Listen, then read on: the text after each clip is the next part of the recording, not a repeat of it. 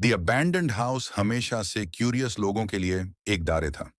Lucy अपने better judgement के खिलाफ एक ठंडी शाम को अंदर चली गई, सिर्फ इसलिए क्योंकि ऊपर के एक विंडो से हल्की सी रोशनी चमकती हुई नजर आई थी।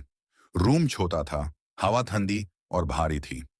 सेंटर में एक रॉकिंग चेयर थी जो धीरे धीरे खुद से हिल रही थी।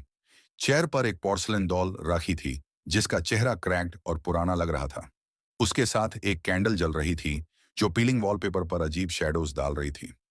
जैसे ही लूसी पास गई, रॉकिंग चेयर अचानक से रुक गई। वो एक जगह जम गई, उसकी सांसें रुक सी गई थी। कैंडल का फ्लेम ब्राइट हो गया, अजीब ट्विस्ट लेते हुए, और फिर पूरी तरह बुझ गया। रूम अंधेर में डूब गया। वो क्रीकिंग आवाज दोबारा शुरू हुई, इस दफा ज्यादा जोर से। जब कैंडल फिर से जल उठी, डॉल चेयर में नहीं थी। अब वो फ्लोर पर खड़ी थी, उसकी पेंटेड स्माइल ज्यादा बड़ी और उसका सर अजीब तरह से टिल्ट हो रहा था।